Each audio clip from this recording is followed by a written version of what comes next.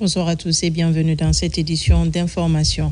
La Maison de la Russie en Guinée, dans la commune de Lambagné, vient d'abriter la célébration de la constitution de ce pays ami, une constitution de 1918 modifiée en 1993. Le film de la cérémonie avec notre reporter Mohamed Rouakamara. Cette rencontre est axée sur la célébration de la date anniversaire de la constitution russe. Depuis 1918, la loi fondamentale de la Constitution russe existe, dont la modification a eu lieu en 1993 pour la garantie des citoyens de la Russie. La Constitution de la Russie, c'est une loi plus principale. Cette loi obtient le fort suprême.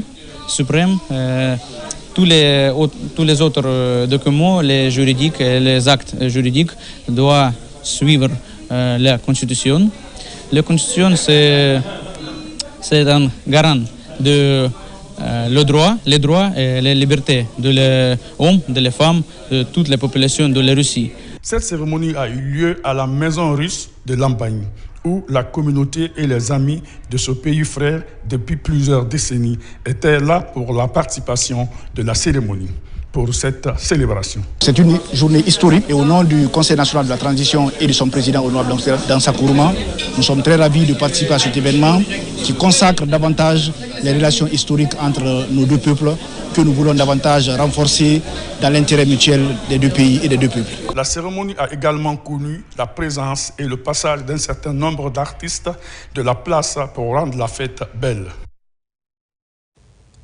L'hypertension artérielle, une maladie silencieuse mais aux conséquences graves, elle demeure un véritable problème de santé publique en Guinée.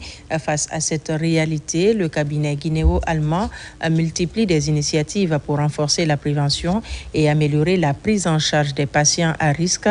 Une rencontre médicale a réuni biologistes et cliniciens autour du thème du suivi personnalisé de l'hypertension. Reportage de Makemed Unzo. L'hypertension artérielle persistante est une pathologie cardiovasculaire caractérisée par une pression artérielle anormalement élevée.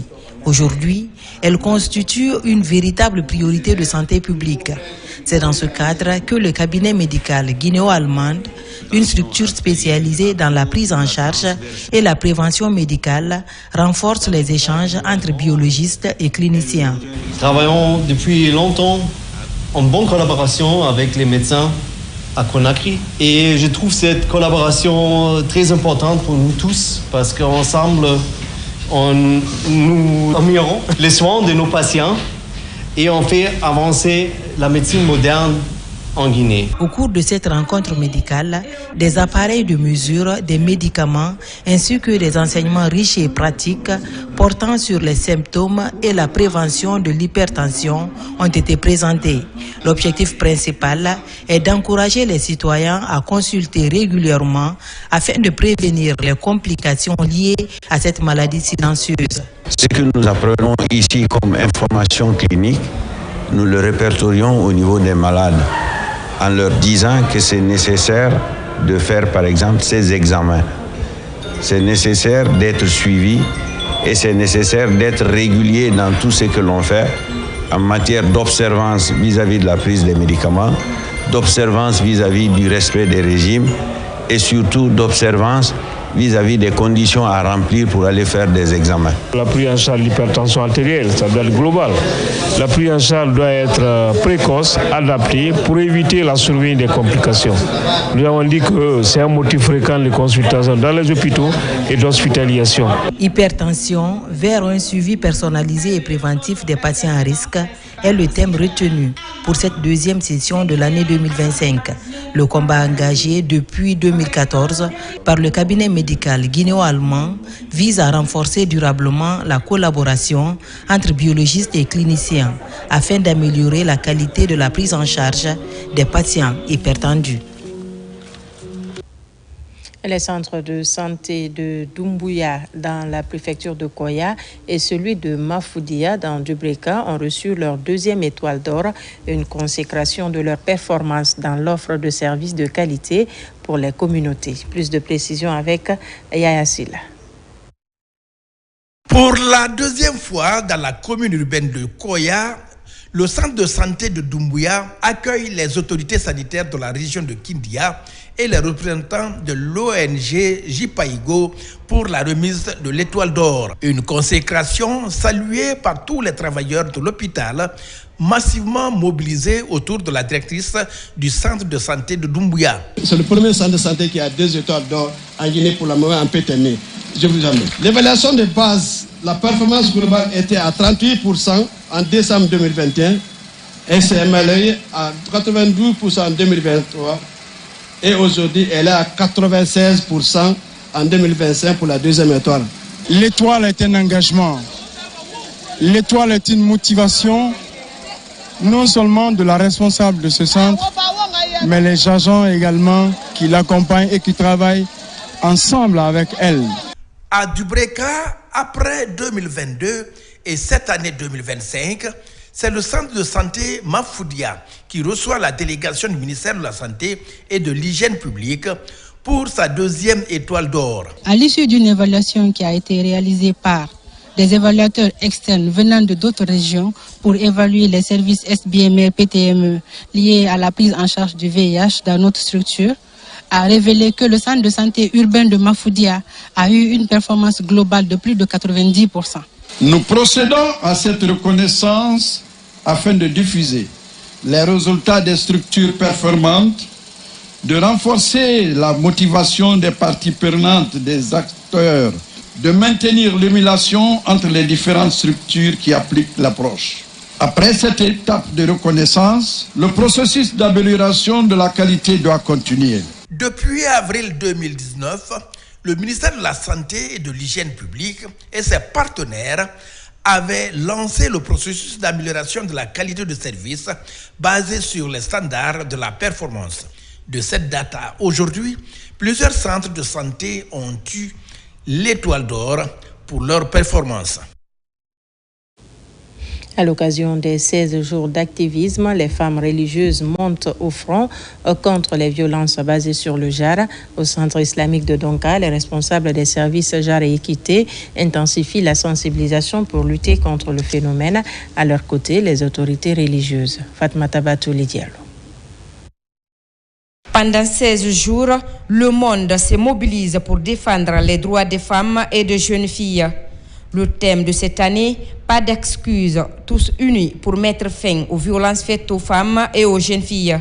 Appel à une mobilisation collective pour prévenir et éradiquer les violences basées sur le genre, encore trop souvent source de drames humains. En clôture de ces journées d'activisme, nous réaffirmons que la lutte contre les violences faites aux femmes et aux filles, qu'elles soient physiques, psychologiques ou numériques, est une responsabilité collective et spirituelle. Elle constitue un devoir moral, citoyen et religieux qui engage chacun de nous à agir pour que la dignité humaine soit préservée et que la justice triomphe dans notre cité. Au centre islamique de Donka, les femmes des services genre et équité du secrétariat général aux affaires religieuses, des ministères des affaires étrangères, des télécommunications et de l'économie numérique, ainsi que de la justice, se sont concertées avec les autorités. Objectif, identifier des pistes de solutions concrètes pour lutter contre les cyberharcèlements et les violences numériques. Aujourd'hui, tout le monde nous défend. Tout le monde dit que nous sommes victimes. Mais est-ce vrai que nous sommes victimes partout?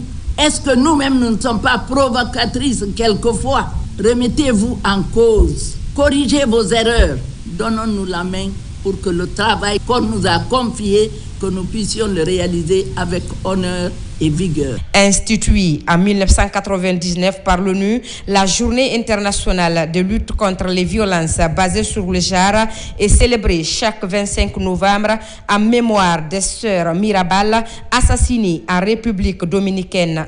À l'issue de 16 jours d'activisme, ces femmes réaffirment leur détermination à mettre fin aux violences faites aux femmes et aux jeunes filles en Guinée.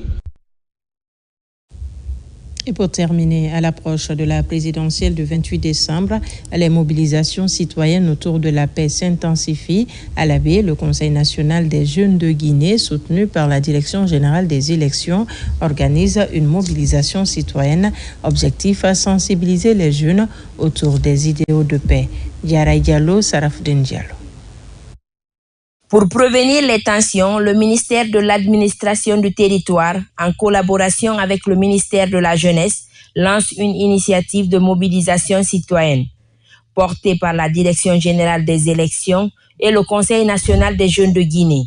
Elle vise à promouvoir la paix, la cohésion sociale et le vivre ensemble, avant, pendant et après les scrutins. Madame la directrice accordait beaucoup de prix à la paix. Elle a jugé nécessaire de collaborer avec beaucoup d'entités, notamment le Conseil des jeunes de Guinée. Ce conseil va consacrer tout son temps à travers toute la République de Guinée, prendre son bâton de pèlerin, véhiculer ce message. Les jeunes occupent 77,03% de la population guinéenne, donc la majorité écrasante, et que c'est ces jeunes aujourd'hui qui sont la cible de tous les acteurs sociopolitiques du pays. Et c'est ces jeunes qui vont aller aux urnes le 28 décembre 2025 pour se prononcer. Et nous, on s'est dit qu'il est vraiment important, voire même crucial, que ces jeunes puissent être conscientisés, puis puissent adopter un comportement responsable. À la baie, la rencontre mobilise de nombreux jeunes venus échanger avec les responsables sur les enjeux électoraux et la préservation de la paix. La jeunesse, c'est le poumon de la société. Nous sommes des ambassadeurs de la société. Ils ont eu l'idée de nous inviter à cette activité-là pour véhiculer des messages autour de nous aussi. Je les remercie beaucoup pour cette initiative. Nous sommes à l'horizon des élections qui s'annoncent bientôt. Vraiment, je salue l'idée de Madame la directrice générale des élections, en même temps le Conseil national des jeunes, qui ont eu ce privilège de venir vulgariser une sensibilisation dans la région administrative de la baie pour la consolidation de la paix et de vivre ensemble. Cette sensibilisation du CNJ Guinée, appuyée par la Direction générale des élections, cherche à renforcer la confiance entre citoyens. La jeunesse de la baie s'engage ainsi à prévenir les tensions et à encourager une participation responsable pour une paix durable. Voilà qui met fin à ce journal. Merci de nous avoir reçus chez vous. L'actualité se poursuit sur notre site le www.rtgguinée.info. Je vous dis à très vite pour d'autres informations de la Guinée, notre paradis, terre de richesse et d'innovation.